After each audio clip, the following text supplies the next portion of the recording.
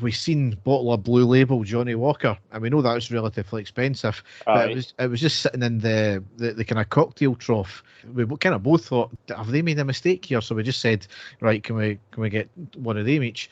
And the guy said, you sure with the expense? And I just, like, oblivious to it, I just said, aye, $70 each.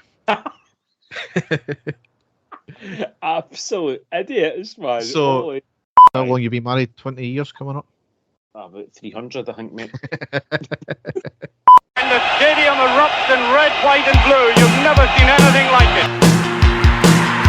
Let's go.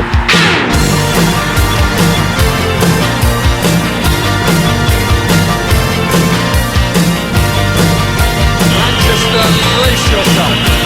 Rangers are coming! Hi everyone, and welcome to the next episode of the I Ready podcast. As ever, I'm your host Derek, and with me is my co-host Dave. How you doing, Dave? Derek, it seems to have been a long time since we last recorded a podcast together. I know it's not been that long, but it just seems as if we've not been speaking about Rangers for a while. Dave, I don't know what day it is. I'm still jet lagged. I've no idea what time it is now. My head's been all over the place for the last few days. It's not going to settle down for a wee while, I don't think. Oh, Derek, I'm not listening to you. You give me abuse constantly about being away. At least when I go away, it's the sort of the east side of America or away to Tenerife. But you were away flying to the west coast of America, so I'm not listening to you. Yes, all for a good cause, Dave. That's right. Yes. You tell me all about it. It sounded fantastic. No, but I think we've got a few games to cover, Derek. A lot of victories, a couple of very important ones. A lot to talk about with regards to performances. But going by the last game, maybe a slight bit of light at the end of the tunnel with the performances that we've put in, Derek. But we'll get into that. Well, we'll see. So 4 games to cover. Yes, it's all sweetness and light as it comes for the results, but for the performances, certainly a bit iffy, but we will get into that, or certainly as much as I can remember, because I watched a game on a plane. I've never seen another game, and I can't remember the St Johnstone game, so it's going to be a great podcast, Dave. Well, Derek, just as we're talking, because we've been in ex-conflab with Pepsi Max, I thought I would try something brand new, and I've actually just opened up a can of no caffeine Pepsi Max, which I've actually got specially for the podcast. So I'm going to have a wee drink of that, and then you can get started. Very good. Okay. Without further ado, we will go down the tunnel and onto the pitch.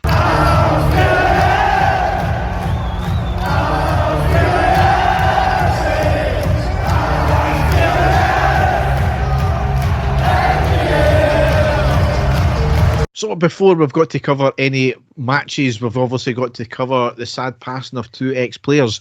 Yeah. Ronnie McKinnon passed away at age 83. The defender had almost 500 appearances between 1960 and 1972. He won 2 leagues, 4 Scottish Cups, 3 League Cups, played in the 1967 Cup Winners' Cup final loss against Bayern Munich, and he had 28 Scotland caps as well. Dave, before both our times, but a legend of a player. It certainly was, Derek, and I know a lot of older Rangers fans out there. He was always in their sort of all-time lineup from back in the 60s. He was always there, highly thought of, highly decorated player. He won a hell of a lot, and as you quite rightly said, it's a really, really sad passing, and our thoughts to all his family and friends. Yes, and thoughts to all the friends and family of Jim Forrest as well, who sadly passed away at age 79. Dave, I couldn't believe the strike rate for this man. 145 goals in 163 appearances. Oh, that's incredible. Absolutely. That's absolutely incredible. Yes, just unbelievable stats there. He joined in 1962. Unfortunately, he was pretty much scapegoated for the Berwick Rangers Cup defeat as well, and he was sold shortly after. And a lot of people put the 1967 Cup Winners' Cup final loss down to not having him, because I don't think we had a striker after selling him, and he was scapegoated. So, but hindsight there, I don't know. But just incredible stats. Another legend of a player. Yeah, definitely, Derek. And again, as you say, just thoughts with his friends and family, and another Rangers legend gone. Yes. So, moving into the matches now. Saturday the 16th of September, it was a 2-0 win away against St Johnstone in the Premiership.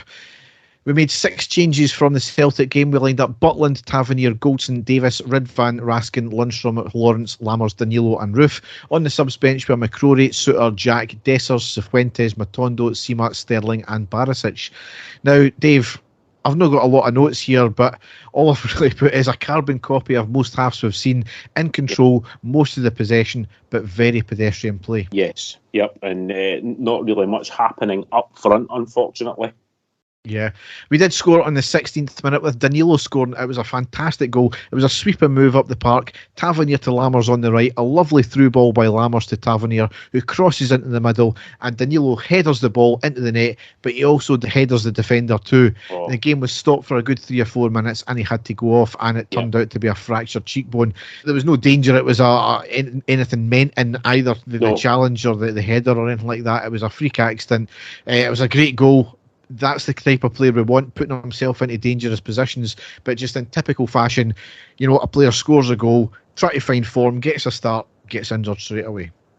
It was an excellent goal, Derek. It's my favourite type of goal, quality cross header. And, a lot of people have been saying, we've spent a lot of money on this guy, why is he not playing?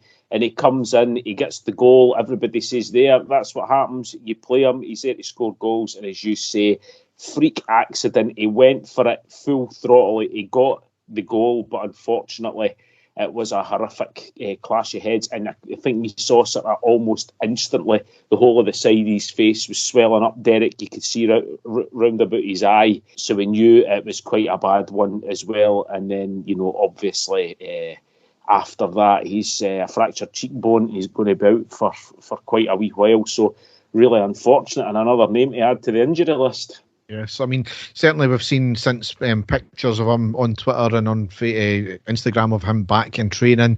Certainly looking a lot better. Whether he needs to play with one of these Phantom of the Opera masks, I don't know. But I really hope he does, Derek, because we've never had a player. I can't think if we've had a player that's ever worn one of them before. Maybe we have at some point in the past, but I can't honestly think of one just now. But here's hoping that he's back fully recovered, because we certainly need goals and we need somebody to score goals, and the sooner we get some players back, the better. Yes. So Seema came on for him a few minutes later. On the 24th minute, on the left side of the box, Seema rounds the defender, gets a shot off at an angle, but the keeper blocks. 35th minute, a header by St Johnstone with no power and an easy take for Butland. 42nd minute, going forward, we get the break of the ball, and Seema has a speculative shot from 20 yards, but easy for the keeper. 46 minutes, St Johnstone floated the ball into our box from a free kick on the right side. First time shot, but an easy take from Butland, and that was half time. So, as I said, really not a lot to talk about. We were 1-0 up, but we really needed to be playing a lot better up front as well. Story of the last 18 months, isn't it? Totally, yes. Second half, in the 49th minute, Davis with a short pass back to Butland. The St Johnstone player nips in. He tries to round Butland, but he ends up knocking the ball away from goal, and he falls over Butland's legs. There was a VAR check after that, but there was nothing in it at all. He kind of dived as well over his legs, so nothing in it there. Arguably could have been a yellow card for him. 51st minute, across him and from the left from St Johnstone, Butland tips it over the bar. So certainly St Johnstone starting off the second half better than we were anyway, and they had a couple of chances there, so good save from Butland. 52nd minute, the game stopped for a VAR check for an instant 2 minutes beforehand, where St Johnstone had a corner. Their attacker went down very easily. Nothing was given correctly by the referee. However, it's the second time in quick succession that same player who went to ground easily, resulting in a VAR check. Once again, where was the yellow card for simulation? Exactly, Derek, as you say, and the fact it was such quick succession as well, that the guy had went down. I didn't even think it merited a VAR check, to be honest with you, but it went ahead anyway. But I don't know what the laws are for checking VAR for people going down. They can get a yellow card for simulation or whatever after a VAR check. I don't know. I've never actually seen that before. I mean, can you think of an instance where that's actually happened, where a referee's checked something and a player's been booked because of it? I honestly can't think of one. No, I mean, he's obviously checking to see if it was a penalty, so I don't know if you can then check, like have the double jeopardy type thing where you're actually, looking for one thing but you find another thing. Yeah. 54th minute, St Johnstone cross from the right, a hair away from their attacker heading it, and the attacker at the back post a toe poke away from getting it as well. So really living dangerously at this point. 63rd minute, the ball in the back of the net for Roof, but it was ruled offside. Ball up the park. Sima appeared to be in an offside position from the naked eye. However, he gets back on side, lets it bounce, chase the ball, gets into the box on the right, cuts it back to Roof, who taps it in. A VAR check, and both players were on the line. I have no idea what the offside is now, because if both players are on the line, you're meant to give the advantage to the attacker.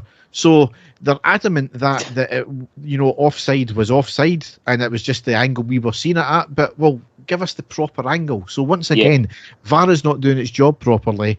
The referee's making an absolute blunder of it, or they're not following their own rules, or they need to pay the full amount for VAR and get the full system in, because I think we're still only running on like a half VAR system now with lack of cameras. So, as you say, it's bizarre, Derek. It's supposed to go in favour of the attacking player, and it certainly isn't, and it certainly wasn't in that instance. No, certainly not. 72nd minute, Lammers off, Matondo on. He made an instant impact in the 74th minute on the right-hand side to Lawrence, who has a shot at the edge of the box, an easy take for the keeper.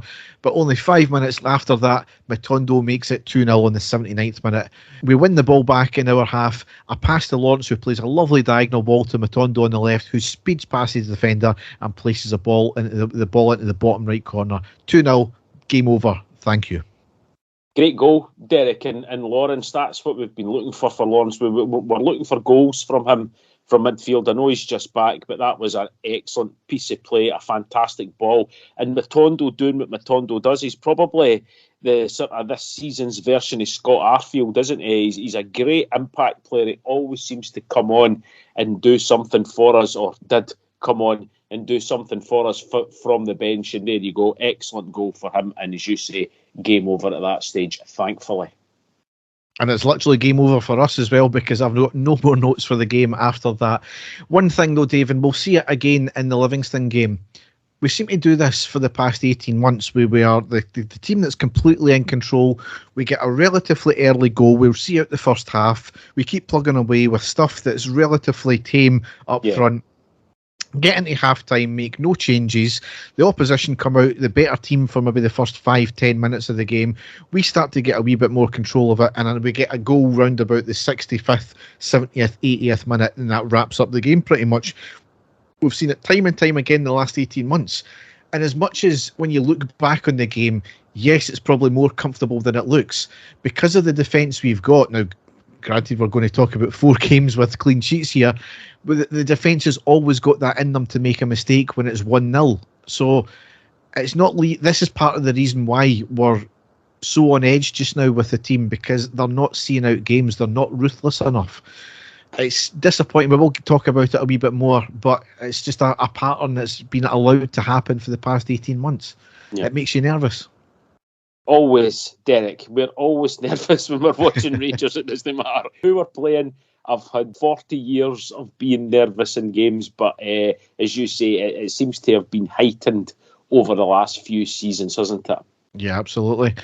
So just after that game, the Euro squad was announced. Now, you look at the squad, it was exceptionally top-heavy. Yilmaz misses out. I think, who's it, Wright came in as well.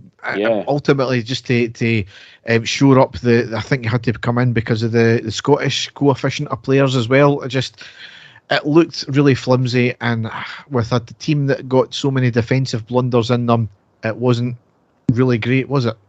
No. It was. We were looking for it to be a bit more all-rounded, shall we say. He's possibly been forced, as you say, with the whole Scottish player things, because we really don't have a lot to change it that way. So we were a wee bit surprised with some of the selections. Yes. So, but anyway, it didn't make much of a difference, because on Thursday, the 21st of September, we won 1-0 at home against Real Betis in the Europa League Group C Game 1. Now, Dave, this was a unique one for me. Their plane managed to have Wi-Fi on it. You had to pay for it. I managed to get a hooky stream 40,000 feet up in the air and watch it while we were flying over North Dakota and all that. It was a surreal thing. Me celebrating on the plane as well, when everybody's trying to sleep as well. You know, me celebrating on the plane, trying to watch it. It was just a weird experience. Dave, I have no notes whatsoever. I can't even remember who scored. I just remember it was a bloody good goal. It was the first maybe half an hour. It wasn't great. I wouldn't say we played our best. I think we allowed them too much possession, too much time in the ball. We were quite timid. And then all of a sudden, from about half an hour onwards, we seemed to be a different team. We got the grip of the game. We took the game by the scruff of the neck. Especially Lundstrom. I thought Lundstrom was immense in the game as well.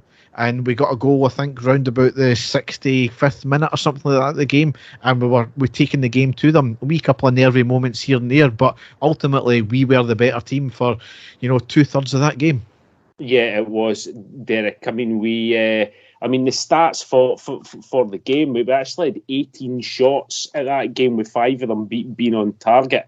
But Real Betis having more of the possession. It was an excellent game for John Lundstrom. I think we were looking at the team that we put out, the likes of Lundstrom being in there along with Cifuentes and Lawrence. So we were thinking that they were going to be our sort of defensive players, with Lawrence playing just in front of them. But again, Derek, it's up front. Ryan Jack was in there also in midfield. So I think he was just trying to be as solid as he possibly could to help the defence out, because we knew we were going to be playing, a top team.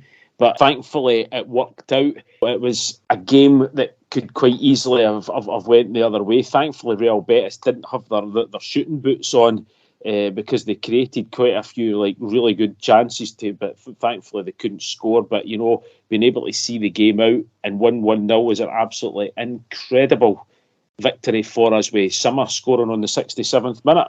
That's the one, yeah. I mean, apparently we've played 30 games now at home in the Europa League and only lost 3 of them. That's just mental stats when you look at it that way. The game itself, we lined up Butland, Tavernier, Goldson, Davis, Barisic, Cifuentes, Lundstrom, Sima, Lawrence, Matondo and Roof. Jack came on for Cifuentes on the 81st minute. Sterling came on for Sima on the 89th minute. Lammers came on for Lawrence on the 62nd minute. And Dessers came on for Roof in the 89th minute as well. I remember towards the end of the game, playing proper gamesmanship, taking the ball to the corner as well. Didn't need to score again, just see the game out. Great goal by Sima from what I remember as well. Just really delighted with the game. This is probably one of the worst reviews of a game we've ever had on this podcast. Unfortunately, Derek, I was working. You were flying away to America, so it was probably the only time that neither of the two of us have been able to actually get a proper review of the match there. But what we can say, or what I can say for the highlights that I've seen, it was a very poor first half by us, with Betis having the vast majority of the possession and us really not doing anything, feeding the worst into the second half. But a much improved second half performance by us, a wee bit of belief, and we managed to get the goal and hold out, which in big games like that, Derek, I don't mind playing like that, to be honest with you. It's when we play games like that against the teams at the lower end of the Scottish Premier League is what I've got a problem with. But certainly against a top team in La Liga, a fantastic result and a fantastic second half performance. Yeah, so, it's something that we should have been using that as a stepping stone, a wee bit of belief. We've just beaten a good team in Europe. Use it as a stepping stone for our next game against Motherwell, which is Sunday the 21st of September at home in the Premiership. We got the 1-0 win, but from what I've heard, Dave, it was absolutely abysmal. It was, Derek. It wasn't a great performance at all against Motherwell. Now, I don't know if it's fortunately or unfortunately, Derek, but I do have a match review here that I can put out, the starting lineup that Michael Beale put out for this game. Butland, Tavernier, Goldson, Davies in there again, Barisic, Lundstrom, Cifuentes, Lammers, Wright, Matondo and Dessers. And from there, Derek, when you look at the injury list that we've got up to there, Lawrence out, Roof out, Cantwell out, Raskin out, Dowell out, and of course Danilo that we spoke about. A lot of big name players missing for Rangers, so I had a horrible feeling that this was going to be like this. Derek, I said it at the time. I thought if we get a victory, it will be 1-0. Just going by the way that we had been playing, we had that huge game just a few days before as well. You know what we say about European hangovers and stuff like that. I really was fearing the worst. In the first 10 minutes, though, we were having most of the joy down the right-hand side, quite a few crosses into the box. But then Motherwell put us under pressure in the 12th minute, and it was actually Lammers, back defender. I don't know why the hell he was there, trying to clear the ball, but actually puts it back into his own box, and a great clearance by Goldson to head it clear. Motherwell be breaking again in the 16th minute into the left-hand side, a shot just past the post. And Rangers really not doing that much, but 19th minute, a break. Cifuentes to Dessers on the right wing. Dessers tries a first-time low cross. It rebounds back to him, and then he attempts to beat Mugabe, but he just gives the ball straight to him, Derek. It was, this is what was getting me about Dessers. I thought he had a very poor game against Motherwell. He was making that Mugabe look like an absolute world-class player. That was a chance that, he should have just, beat that guy hands down, one-on-one with the keeper. Couldn't do anything. Ended up just passing it straight to him. It was really, really poor play. But thankfully, in the 25th minute, we got the goal, and it was a bit of fortune. I really wasn't caring. It was good one-touch play around the box involving Wright and Lammers, and then on to Matondo at the edge of the box. He finds space, hits a shot. The shot goes towards Dessers. He kind of sticks his foot out. It flicks up over his foot past the goalkeeper, and he runs away as if he meant it, Derek, celebrating like mad. But we did get that breakthrough, thankfully. 27th minute, a good play, Wright and Barisic in the left, into Lundstrom on the edge of the box, but he shoots. We've seen that so many times by Lundstrom, getting into great positions, but either wide or too high over the bar, really quite frustrating. Matondo then, 32nd minute, he goes down clutching his knee, and there wasn't really much in it, Derek. That's what got me a bit worried at that point, because Matondo at that stage was by far our best player. It's certainly our most creative player, an attacking player. He goes down, gets back up, but then a few minutes later he has to get subbed, and we knew that there was something just no right there. Really unfortunate. And then on the just before half-time, a great chance for Motherwell, across into the box on the far right-hand side, but thankfully the Motherwell attacker completely misses the ball, and it is cleared, but that was a great chance. So into half-time, I think maybe everybody, even inside the stadium, Derek, we weren't doing much attacking-wise, and when we were, it was Matondo that was in the middle of it. Him going down, we were fearing the worst, or at least fearing that we weren't going to make that many chances, and that's how it was in the second half. We had a few chances. Cifuentes with a great through ball to Dessers into the box. He was brought down by the keeper, but the linesman said it was offside. The VAR check stood, and it was classed as it was still put in as offside, so it was still 0-0 at that point. I thought there was contact there. The referee didn't see it, VAR didn't see it, but who am I, Derek? 64th minute, Lammers breaks to Dessers on the left-hand side of the box. He shoots, saved by the keeper, cleared to Lundstrom, back to Lammers on the right-hand side. He turns his man as if he's not there. Great chance, but then just shoots straight at the goalkeeper. And it's, again, things like that. You see that with Lammers. You can see there's maybe something there. But the end product's just absolutely dire. But then the sub that was made in the 67th minute, Dessers and Wright off, Jack and Simmer on, and we just lost it for there on. So the last 15 minutes, it was all Motherwell chances into the box, putting us under all sorts of pressure. There was a bit of a goalmouth scramble as well at 86 minutes. Thankfully, Butland was able to get a hold of the ball, and we basically just hung on from there, Derek. So it was a very poor, pedestrian second half, but we got the 1-0 win in the end, thankfully, but not much to write home about. I think this is where people are getting a bit confused, as they're saying, "Oh, it's a sign of champions." They're getting, they're playing bad and they're still winning. You can do that on the odd game, but this is a pattern that's happening time and time again, where it's bad performance after bad performance, and we're getting away with it. You can't get away with that all season, because there is going to be games where you come a cropper. The odd game, fine, not a regular thing. Now, there was boos throughout the stadium from what I've heard after the game as well. Whether you agree with it or not, it's happened. I mean, I'm personally of the persuasion that it's justified if the team are playing badly, even though they're winning. We're here to be entertained. We're here to show, we can play good football. And if we can't do that, then I think the crowd are quite right to boo. Now, I think the players have came out and said, yeah, fair enough, it wasn't great. The manager came out afterwards and said, I understand, and, it's not the way I asked the players to play. And he was angry at the players. Apparently, it was like an hour before that he came out for the presser as well. So I think he's had a lot of words with the team there. And I know we've been going on about Michael Beale for the past wee while as well. At least he knows there's a problem.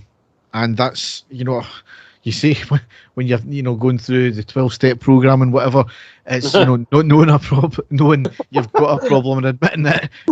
I think that's actually quite a great example there, Derek. In watching Rangers, I really do.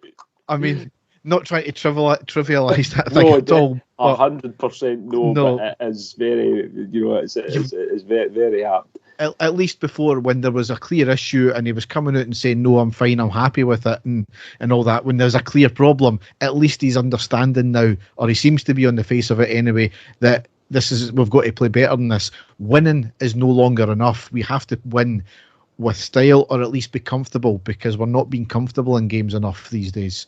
I still don't know though, Derek, when he puts the team out, what the formation is. I still don't know. I still don't know who's really playing where. And we'll get into the next game, the Livingston game, and the team that he put out. I still couldn't tell you who was playing on right wing, on left wing, if we even had any wingers, who was going to be playing through the middle. I had no idea. And that, I think that's what a lot of fans have got an issue with as well, is we still don't know really what position or what style that Michael Beale's trying to get us to play. It's all great saying that he's wanting the ball out for the back really quick, but out the back quick to then do what? That's the thing. We used to be a team of always playing two out-and-out wingers with one striker, try and get into the box, to try and get some crosses, but I've got absolutely no idea what the style of play is at all now, and that I don't know if you do, Derek, or you're as baffled as I am, but I think that's a big part of the problem as well, is if we had a clear indication of what formation he was playing or what style, we would maybe feel slightly more at ease, but I just don't. Well, I mean, it's things like Matondo played horrendous last year on the right. When he's played on the right, he's played horrendous. You play him on the left, he plays fantastically, but he had him on the right for this game. So yeah, it's things like that make no sense whatsoever. He's still allowing his aging fullbacks bomb up and down the wing like that. I mean, you've got a ready-made replacement in right back for Tavernier there in Sterling. Play Sterling in that right back position, push Tavernier further forward, and then you can actually maybe use him a wee bit more, and he's not getting knackered. And then you've got an actual defender doing defending for a change, rather than having to get one of the holding midfielders like Cifuentes or Lundstrom or Ryan Jack fill back in that position when Tavernier bombs forward. So I don't know. I'm not a football manager. Neither are you, Dave. You've had a wee bit of coaching, not to that level though. But yeah, some of it is absolutely baffling. Yeah, I mean, it was like, one of the things that I missed out in the Motherwell game there was when Matondo got injured, it was John Souttar that he brought on, and everybody was like, what the hell is going on? But he went to try and play a back three, and I thought at the time, well, maybe he's onto something here. Maybe this is going to get Tavernier going further forward, but it just seems to make us more defensive than attacking wise. So it's baffling. That's what I'm trying to get at. Yeah. So, into the next game, the last game we've got to cover, Wednesday the 27th of September. It was a 4-0 win at home against Livingston in the League Cup quarter-final. So we made 4 changes from the Motherwell game. We lined up Butland, Tavernier, Goldson, Davis, Ridvan, Lundstrom, Cifuentes, Jack, Lammers, Seema and Roof. On the subs bench we have McCrory, Souttar, Dessers, Sterling, Wright, Balogun, Barisic, Rice and McKinnon. Now, it's a cup game. You're playing at home against Livingston. No disrespect to Livingston, but they're not Celtic, right? And you're not changing your team. You've still got what is probably classed as our starting 11. Obviously, granted with injuries. You've not got McCrory in there. Tavernier, you're not putting Sterling in his place, giving him a wee run out. I think that's quite telling, Dave, as well. It is, and going, as I say, by the players that we had on the bench there, Derek, really you're talking Dessers, Scott Wright, and, as you say, Sterling. Apart from that, you're looking at John Souttar, who I am a big fan of, Derek, but you don't change a defence that's, not conceding goals. I can see where that's coming from, but the rest, Scott Wright, Balogun, Robbie McCrory, Barisic, Bailey Rice, Cole McKinnon, there's not much creativity there, is there? So we are feeling the effects of all of these injuries. So maybe letting them off the hook a wee bit there for keeping the kind of the same team. But I do understand what you're saying, Derek, with the likes of Sterling. It's maybe one of the few guys that you could have gave a chance to in a game like that. So, what can I say about the first half? Completely dominant with 75% possession, 9 corners, but only 5 shots and only 2 on target. What can we say? We've seen it before. 3rd minute, corner from the right, flick towards goal by Davis, but over the bar. 8th minute, lots of possession, ending in Lammers having a shot blocked by Roof, deflects to Tavernier, who has a shot, and the keeper saves out for the corner. And we get a goal on the 10th minute with Sima scoring. Sima appeared to push the defender on the left side, no foul given, picks up the ball, gets into the box, curls it into the net at an angle on the left-hand side. The goal stands despite the push. One angle for me looked as if it was a clear push, the other angle it didn't. It was an absolutely cracking finish. I'm glad he played to the whistle. Dave, we are honest on here. I would have said, by the letter of today's law, that was a foul. However, there is a video floating about from a Motherwell game a couple of weeks ago where he's pushed him even harder, and he's then went on to score about 30 seconds later, and that goal stood. So all we're looking for is consistency, but we're getting people moaning the fact that was a foul. So, Derek, it has. The outrage that this has caused has been absolutely incredible. There was a push, Derek. It's whether or not the referee thinks it's enough for it to be a foul. If he thinks it's been a strong challenge to win the ball, which is what he's thought it has been at the time, it could have gone either way. But oh my goodness, I mean, you would have thought that goal was there, to win the Champions League final. The way that everybody's been going on, it's quite incredible. As you said, Derek, delighted that he kept going, and an absolutely fantastic finish by Sima there. It really was.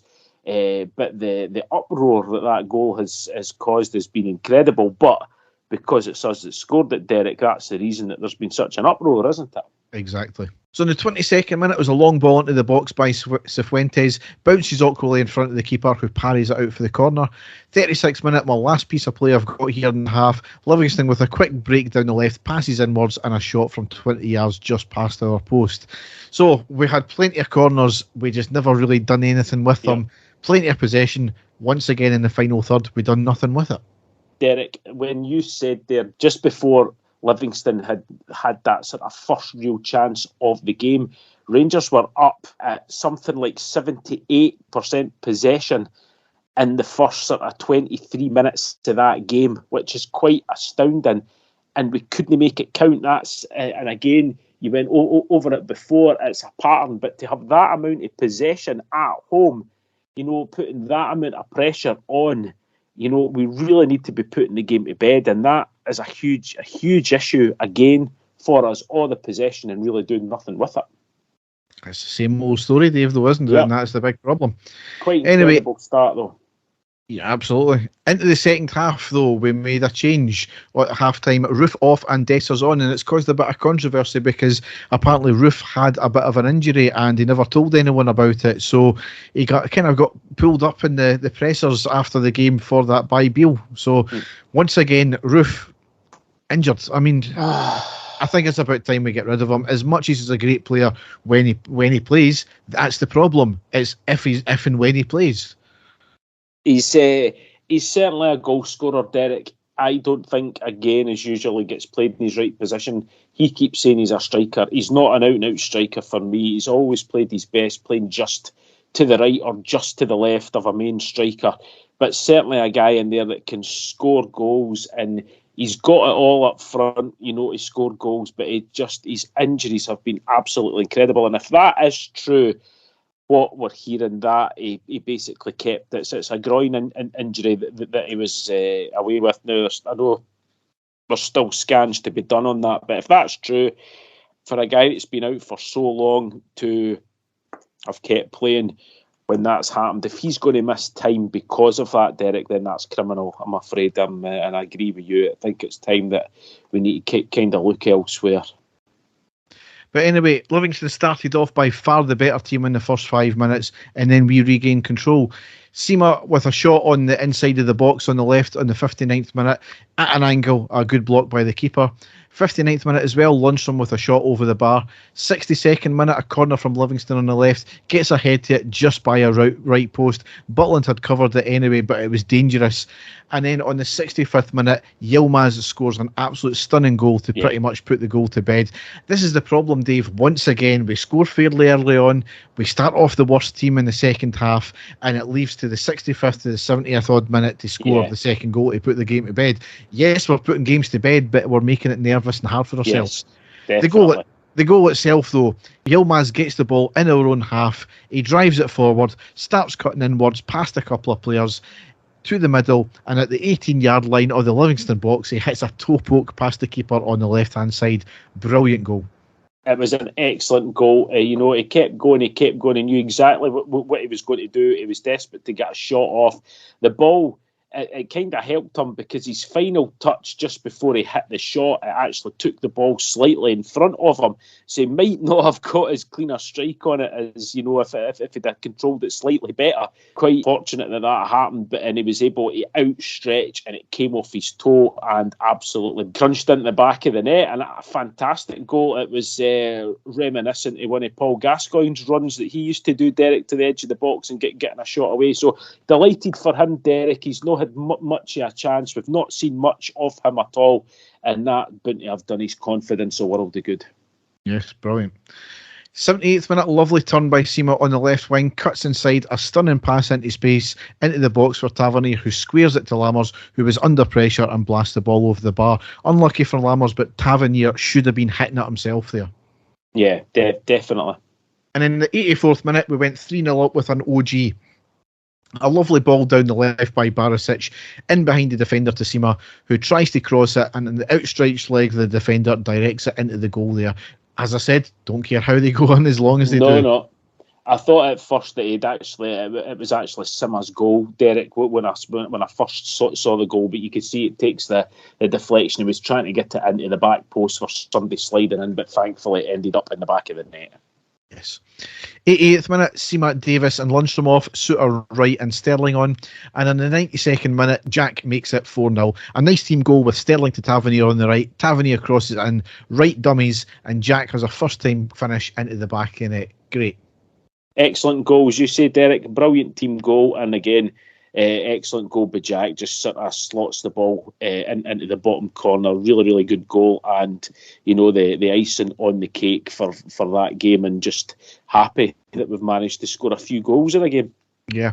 I mean, first time we've done that in a while. Certainly, I cannot fault the energy of the team. There was maybe a change there with the fact that we were pressing all the time, but we are trying to go forward. It was just a lack of quality. So you can't fault the effort in this game, just the quality. I'm moaning about a 4-0 win, but it's the fact that we're making it difficult for ourselves. And you've seen that. Granted, the defence have stood up well the last 4 games. Anytime they have come under pressure, they haven't had that silly mistake. So hopefully maybe this is a turning point with the defence. But I think we're the best goals in terms of the Premiership as well. We've got the best defence so far. So let's build on it. I think Davies has came back in, Derek, which I think a lot of us were quite shocked. But the stats actually show that him and Goldson have got a fantastic partnership for goals conceded. It's excellent. I think we still have a couple of, remembering a few horror shows that Davies put on for us last season. He certainly, when he came to us, Derek, he came with a huge reputation, and we were all expecting him to be a lot better than what he was last season. So I just really hope that this is him now starting to find his true form and true reflection on his abilities. But certainly, touch wood, him and Goldson have looked quite solid in the last few games. Yeah. So, in the Premiership table, we've played 6, won 4, drawn 0, lost 2, scored 9, conceded 2, goal difference +7, and on 12 points. Still sitting in third just now. We're 4 behind Celtic, 2 behind St Mirren, and 2 ahead of Motherwell. So, one thing that's to say about the Livingston game as well, the draw for the semi-final was drawn after that, and we have drawn Hearts at Hampden. That's going to be played on the 5th of November, which is a Sunday. So once again, we get a Sunday game rather than the first game on the Saturday. So the pitch will be like a tatty field once again. Bit of a strange one where Hearts aren't getting a 50-50 split of the tickets as it stands just now. They normally do take a good crowd with them. Yeah. So, and they've got one of the best crowds at home as well. So, a bit strange that one, but more tickets for us, which is good.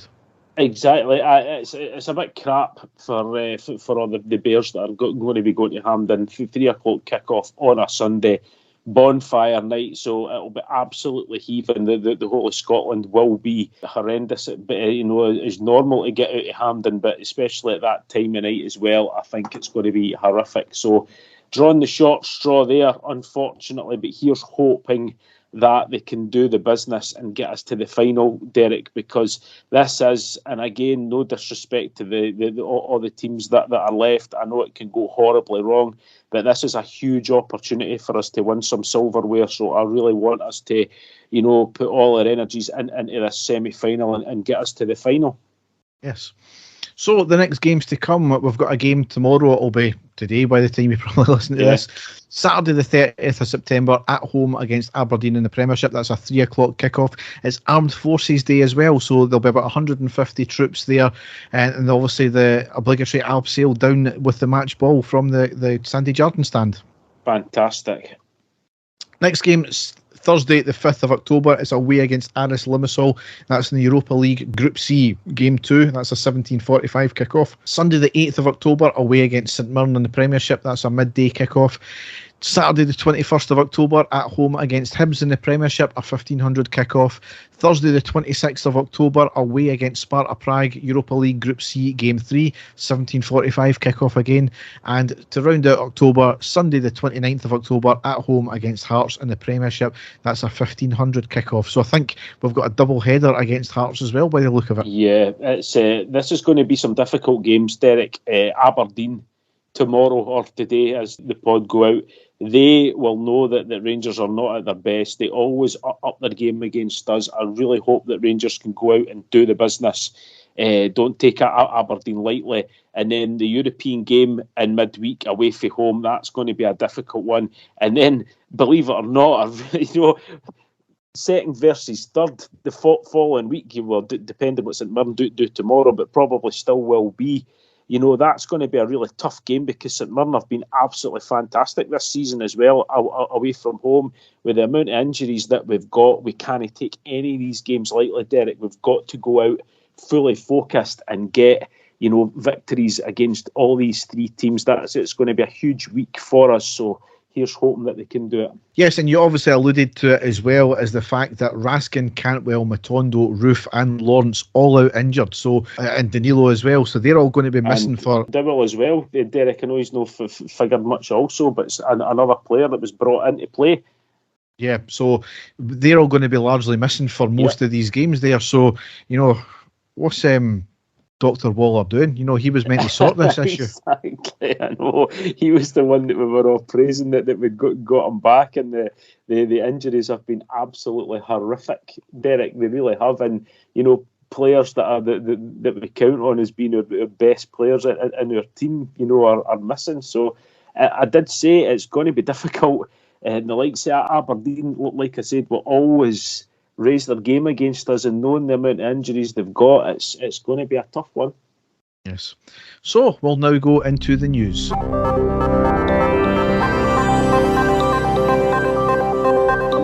So a few bits and pieces as ever. Our fourth kit of the season has been released. It's different. It's red and dark blue triangles. I mean, I don't dislike it. I just don't see the need. I mean, clearly it's all about money and trying to get more revenue for Castore and the club as well. But if they really wanted to do that, just bring out an orange top every year. Everybody buys that. It's a bit funky, Derek. It looks like a sort of psychedelic 70s wallpaper. My 17-year-old son thinks it's fantastic. He really likes it. I'm not sure, Derek, but if we get a victory wearing it, I'll love it. So that's as much as I can say. Yeah. But it's, as you say, definitely different. Well, I think apparently we're using it against Limassol, so yes, it doesn't bode well, does it? But I mean, it's one of these things. Is a lot of people moaning, "Oh, it's bad for I feel sorry for kids and I feel sorry for parents having to buy it at £70. That's 4 tops," and it's like, if anybody's got a daughter like mine, they do not understand the word no, and it's not a bad thing, kids getting told no, and certainly it's not a bad thing that parents are having to exercise that responsibility of saying no to kids these days. So yes, if you're a collector, it's a pain in the arse, but if you're a collector, presumably you've got the money anyway. So yeah.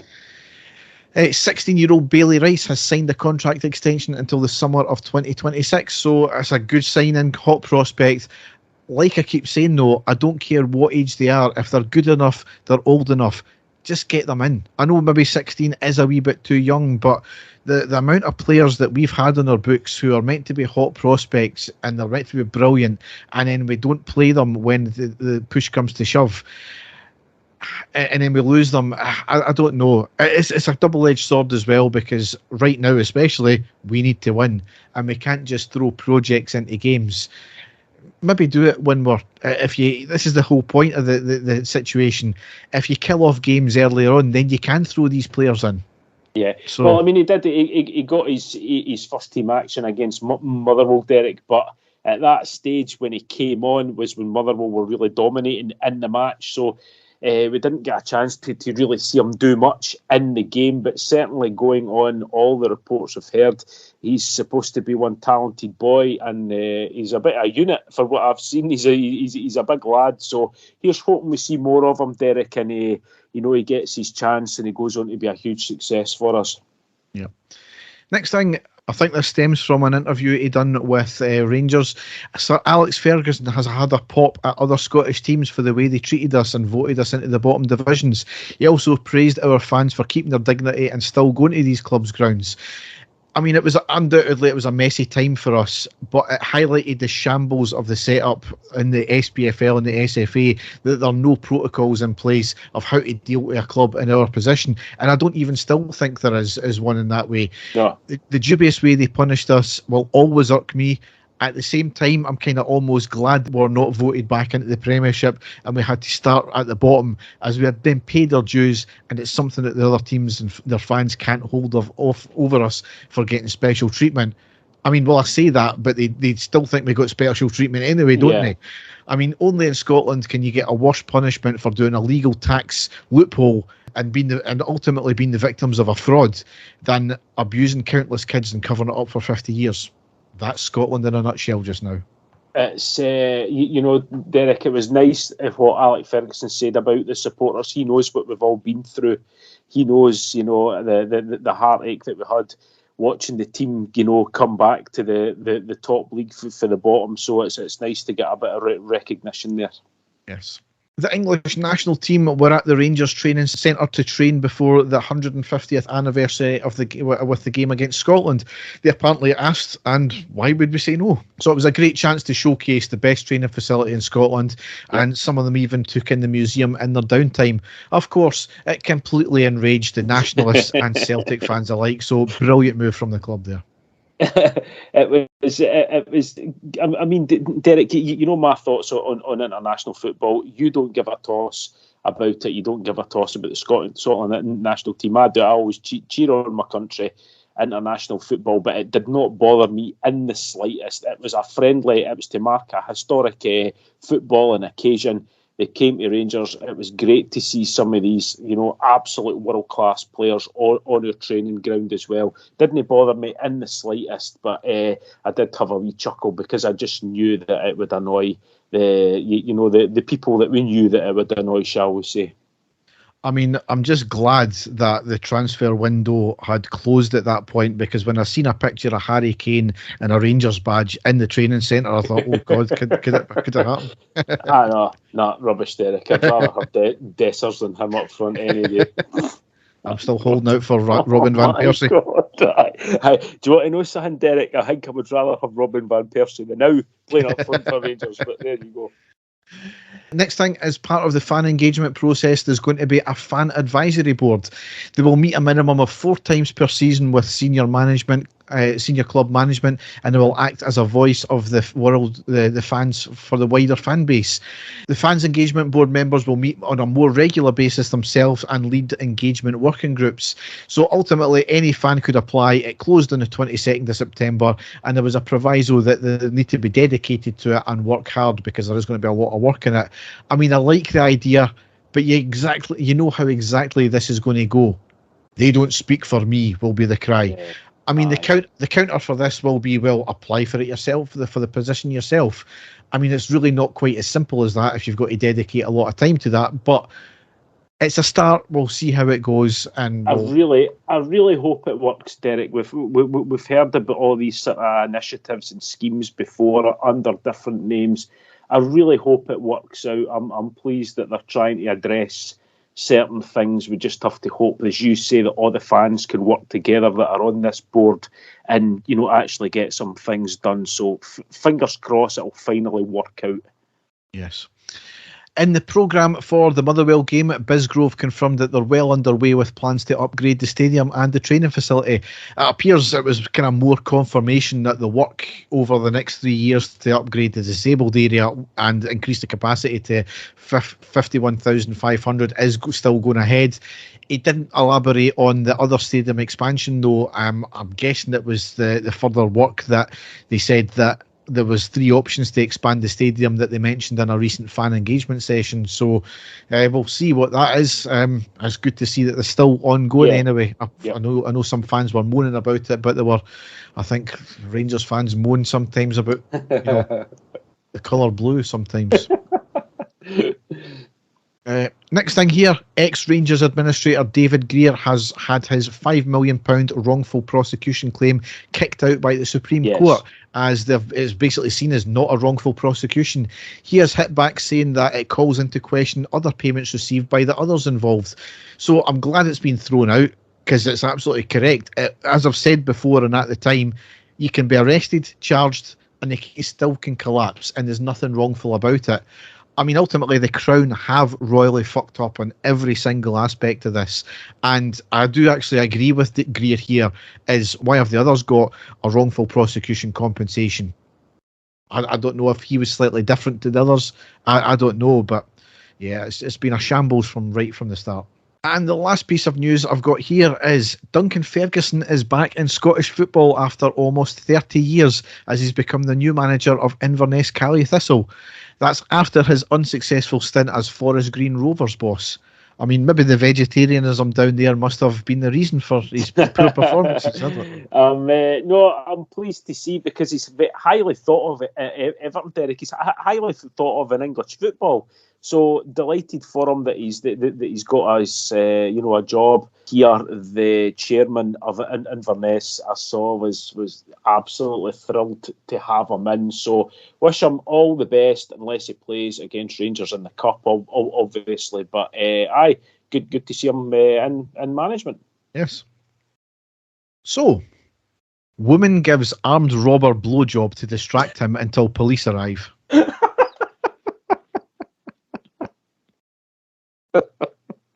A petrol station robber was arrested after a mysterious woman reportedly performed oral sex to distract him until police arrived.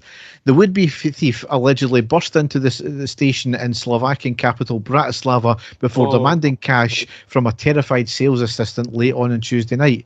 He was then said to have punched a male member of staff in the face and helped himself to the till takings.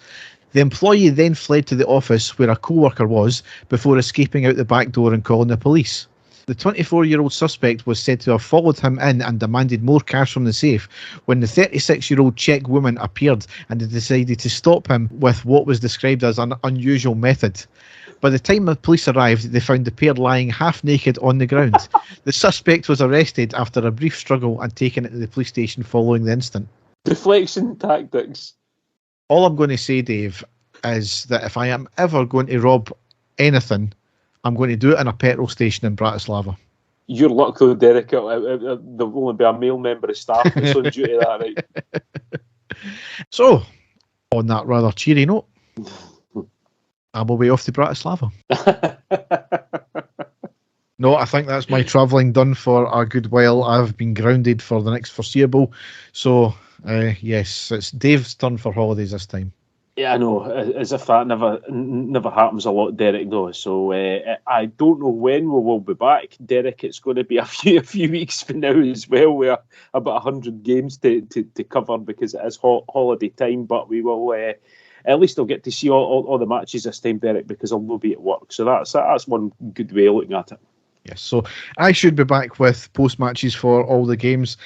While Dave's sunning himself, this is Dave's third holiday of the year so far. Just my second, mate. No, it is actually. You're right. It's my third. So, on that note, thanks for listening and goodbye. Goodbye, folks. And the stadium erupts in red, white, and blue. You've never seen anything like it. Let's go.